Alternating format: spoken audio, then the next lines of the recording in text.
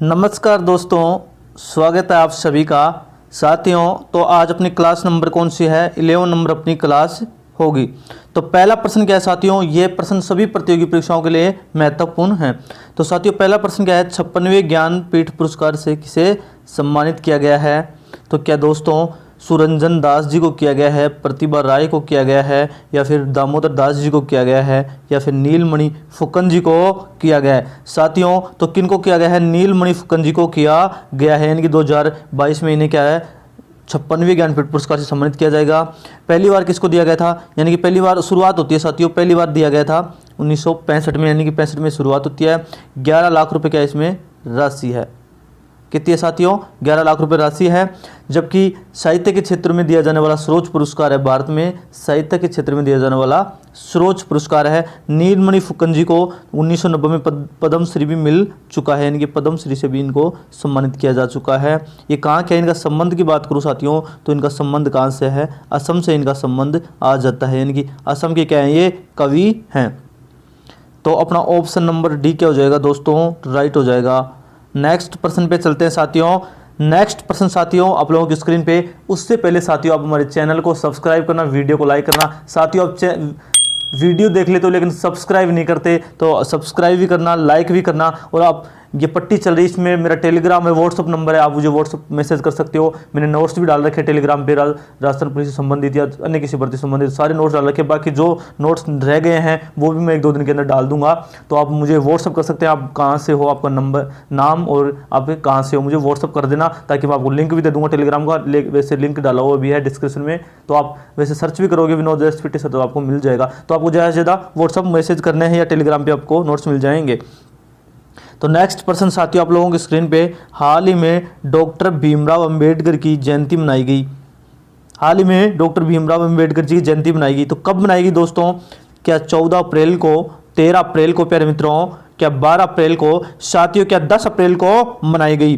तो दोस्तों भीमराव अंबेडकर जी की जयंती कब मनाई गई? 14 अप्रैल को मनाई गई। कब मनाई गई साथियों? 14 अप्रैल को मनाई गई। और इनका जन्म होता है 1891 में। क्या होता है? इनका जन्म होता है। इनको भारतीय संविधान के क्या कहा जाता है? जनक कहा जाता है। देश के पहले कानून मंत्री भी यही बने थे। तो अपना ऑप्शन नंबर 1 क्या हो जाएगा दोस्तों? राइट हो जाएगा। तो साथियों आपको ये सीरीज कैसी लग रही है? अगर अच्छी लग रही तो इसको अपने दोस्तों में ज़्यादा से ज़्यादा शेयर करना, वीडियो पे ज़्यादा से ज़्यादा कमेंट करना साथियों, और अपने भाई को सपोर्ट करना।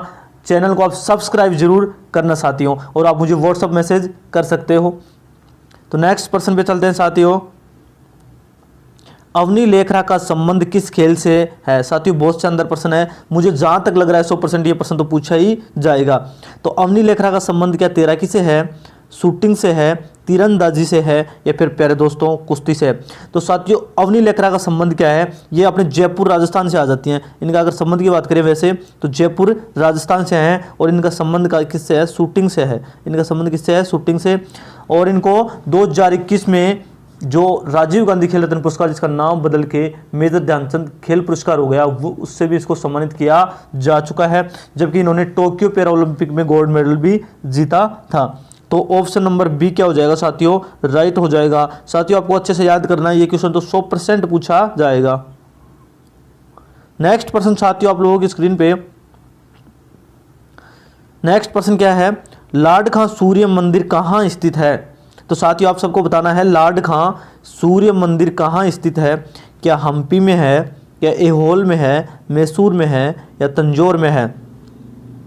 तो साथियों कहाँ ये ऐहोल है? ऐहोल में है। ऐहोल कहाँ है साथियों? ये कर्नाटक में है। चालुक्यकालीन ये क्या है? मंदिर है, सूर्य मंदिर, ऐहोल नामक स्थान पे। और कहाँ है? कर्नाटक राज्य में स्थित है। तो साथियों इसका ऑप्शन नंबर क्या हो जाएगा? बी राइट हो जाएगा। नेक्स्ट प्रश्न पे चलते हैं साथियों उससे पहले आप हमारे चैनल को सब्सक्राइब करना जरूर, अपने भाई को सपोर्ट करना, साथ मिलकर तैयारी करें साथियों। ऐसे बढ़िया क्वेश्चन बना के लेके आऊँगा, तो आप ज़्यादा से ज़्यादा शेयर भी करना और टेलीग्राम को ज्वाइन करना और कमेंट करना, जो भी आपके माइंड में कमेंट हो, ताकि मैं उनकी आपको रिप्लाई भी करूं या फिर वीडियो बना के लेके आऊं। तो आप ज़्यादा से ज़्यादा कमेंट भी करना, या मुझे मैसेज कर सकते हो आप व्हाट्सअप, या आपको नोट्स वगैरह मैंने टेलीग्राम पे डाल रखे हैं, राजस्थान पुलिस संबंधित या अन्य किसी वर्ष से संबंधित जो भी हैं डाल रखे, और धीरे धीरे डालता रहूँगा। नेक्स्ट प्रश्न साथियों, पृथ्वी का कंबल कहा जाता है? तो दोस्तों क्या पृथ्वी का कंबल जलवाष्प को कहा जाता है, धूल कण को कहा जाता है, ओजोन गैस को कहा जाता है दोस्तों, या फिर नाइट्रोजन गैस को कहा जाता है? तो साथियों पृथ्वी का कंबल जलवाष्प गैस को कहा जाता है। तो ऑप्शन नंबर 1 क्या हो जाएगा दोस्तों? राइट हो जाएगा।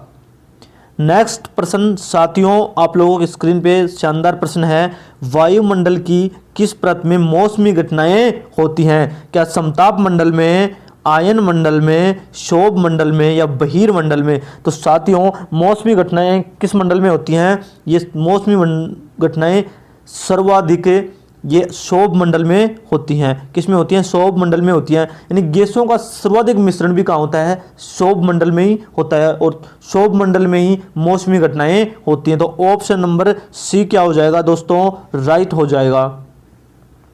नेक्स्ट प्रश्न मेरे प्यारे साथियों, रंगहीन, गंधहीन, स्वादहीन गैस कौन सी है?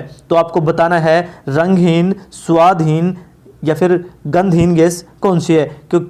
तो दोस्तों क्या हाइड्रोजन है, हीलियम है, या फिर नाइट्रोजन है, या फिर ओजोन है? तो साथियों कौन सी गैस है साथियों? तो साथियों कौन सी गैस? आप तो नाइट्रोजन गैस है, यानी कि नाइट्रोजन गैस को गंधहीन, रंगहीन, स्वादहीन गैस भी कहा जाता है। वायुमंडल में सर्वाधिक मात्रा में भी नाइट्रोजन गैस ही पाई जाती है। लगभग 78% गैस प्रतिशत क्या पाई जाती है? नाइट्रोजन गैस पाई जाती है। यानी कि नाइट्रोजन गैस है वायुमंडलीय दाब में महत्वपूर्ण भूमिका निभाती है। क्या करती है? वायुमंडलीय दाब में महत्वपूर्ण भूमिका निभाती है। कौन? Nitrogen gas. तो ऑप्शन नंबर सी क्या हो जाएगा प्यारे दोस्तों? राइट हो जाएगा। नेक्स्ट क्वेश्चन साथियों, दिल्ली सल्तनत की प्रथम राजकीय पुस्तक कौन सी है? तो आपको बताना है दिल्ली सल्तनत की प्रथम राजकीय पुस्तक कौन सी है? तबकाते नासिरी, या फिर खुलासत उल अखबार, तारीख फिरोजशाही, ताज उल मासीर? तो साथियों दिल्ली सल्तनत की प्रथम राजकीय पुस्तक वो कौन सी है? ताज उल मासीर। कौन सी है? ताज उल मासीर। और इसके लेखक कौन है? हसन निजामी। क्या है इसके लेखक है? कौन है साथियों इसके लेखक? हसन निजामी क्या है? इसके लेखक हैं। तो ऑप्शन नंबर डी क्या हो जाएगा दोस्तों? राइट हो जाएगा। नेक्स्ट प्रश्न साथियों आप लोगों की स्क्रीन पे, अढ़ाई दिन का झोपड़ा मस्जिद में प्रयुक्त प्रशस्तर खंडों में निम्नलिखित में से किस नाटक के अंश अंकित हैं? तो क्या प्रबंध चंद्रोदय, हरिकेली, मालती माधव, या उपरोक्त सभी?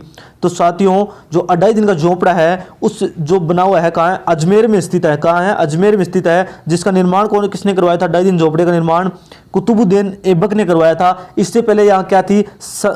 कंठाभरण संस्कृत पाठशाला थी, जिसका निर्माण करवाया था विग्रहराज चतुर्थ ने। और हरिकेली नाटक भी किसने लिखवाया था या किसने अंकित करवाया था? तो वो विग्रहराज चतुर्थ। विग्रहराज चतुर्थ कहाँ के हैं? अजमेर के चौहान शासक हैं। तो ऑप्शन नंबर बी क्या हो जाएगा दोस्तों? राइट हो जाएगा। वैसे साथियों याद रखना, अढ़ाई दिन झोपड़े का निर्माण किसने करवाया है? कुतुबुद्दीन ऐबक ने करवाया। किसने? कुतुबुद्दीन ऐबक ने। और किसकी जगह? संस्कृत कंठाभरण पाठशाला के स्थान पे उसको तुड़वा के क्या करवाया था? अढ़ाई दिन झोपड़े या मस्जिद का निर्माण करवाया था।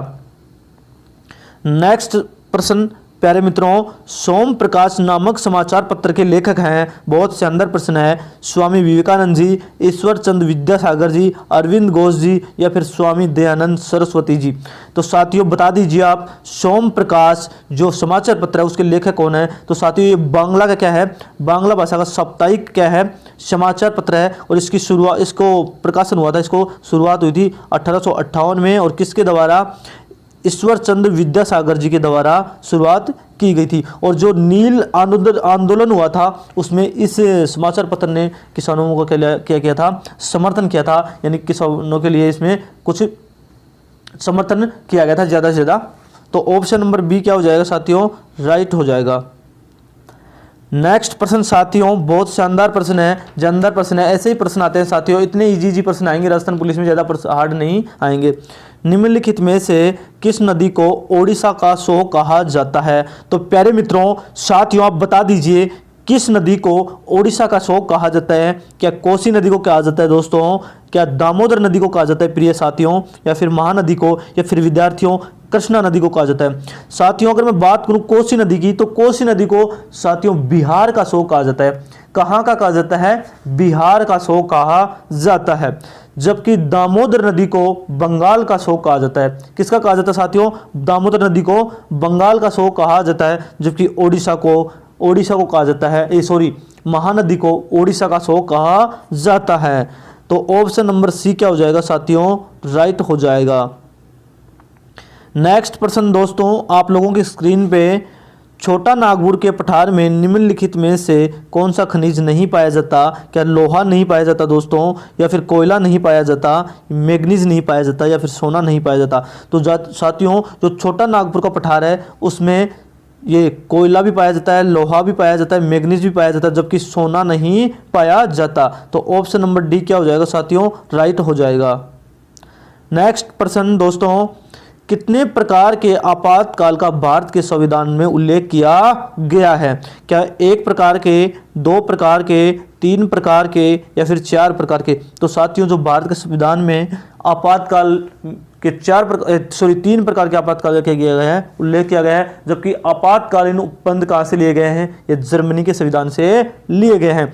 जबकि आपातकाल यानी कि संविधान का भाग है, भाग कौन सा? 18 संविधान का भाग 18। जबकि आर्टिकल अनुच्छेद की बात करूं साथियों, तो अनुच्छेद है 352 से 360 तक क्या है? अनुच्छेद में उल्लेखित है। यानी कि बात करते हैं 352 में क्या है? राष्ट्रीय आपातकाल, 356 में राज्य में राष्ट्रपति शासन, और जबकि अपना जो तीसरा राष्ट्र आपातकाल है ये 360 में है। 360 में क्या है? वित्तीय आपातकाल। यानी कि याद रखना 352 में राष्ट्रीय आपातकाल, 356 में राज्य में राष्ट्रपति शासन, 360 में वित्तीय आपातकाल। वित्तीय आपातकाल अभी तक एक भी बार नहीं लगा है। तो ऑप्शन नंबर 3 क्या हो जाएगा? राइट हो जाएगा। ऑप्शन नंबर सी राइट हो जाएगा। नेक्स्ट प्रश्न साथियों, भारतीय संघात्मक व्यवस्था की प्रमुख विशेषता है? तो क्या शक्तियों का विभाजन, राष्ट्रपति की संकटकालीन शक्तियां, राज्यपालों की नियुक्ति, संवर्ती सूची में केंद्र को अधिकार? तो क्या संघात्मक व्यवस्था की प्रमुख विशेषता क्या है? तो साथियों संघात्मक व्यवस्था की प्रमुख विशेषता है शक्तियों का विभाजन। क्या है? शक्तियों का विभाजन। तो ऑप्शन नंबर 1 क्या हो जाएगा दोस्तों? राइट हो जाएगा। नेक्स्ट प्रश्न साथियों, आप लोगों की स्क्रीन पे शानदार प्रश्न है। न्यूट्रॉन खोज के लिए नोबेल पुरस्कार दिया गया है, इनमें से किसे दिया गया है? तो आपको बताना है। क्या चैडविक को दिया गया है, रदरफोर्ड को दिया गया है, जे थॉमसन को दिया गया है, फिर गोल्डस्टीन को दिया गया है? साथियों चैडविक ने किसकी खोज की थी? न्यूट्रॉन की खोज की थी। किसकी की थी साथियों खोज? न्यूट्रॉन की खोज की थी। कब की थी? 1932 में खोज की थी। तो ऑप्शन नंबर 1 क्या हो जाएगा? राइट हो जाएगा। जबकि साथियों रदरफोर्ड ने परमाणु नाभिक की खोज की थी, और जे थॉमसन ने इलेक्ट्रॉन की खोज की थी, जबकि गोल्डस्टीन ने प्रोटॉन की खोज की थी। तो साथियों आज इतने प्रश्न हैं। साथियों कैसी लगी क्लास? तो अच्छी लगी तो अपने दोस्तों में इसको ज़्यादा से ज़्यादा शेयर करना, वीडियो पे ज़्यादा से ज़्यादा कमेंट करना। साथियों आप मुझे व्हाट्सअप मैसेज करना, आप कहाँ से हो, आपका नाम क्या है, और मैं आपके नंबर सेव कर लूँगा तो मेरा स्टेटस भी दिख जाएगा। और आप मैं नोट्स वगैरह डालता रहता हूँ टेलीग्राम पे, तो आपको टेलीग्राम ज्वाइन कर लेना है साथियों। और अगर टेलीग्राम का लिंक नहीं मिला तो आप मुझे व्हाट्सअप करना। जो भी आपके मन में कमेंट हो तो कमेंट करना, और चैनल को सब्सक्राइब करना, वीडियो को लाइक करना। साथियों आज के लिए इतना ही, मिलते हैं किसी नेक्स्ट वीडियो में। तब तक के लिए जय हिंद, जय भारत।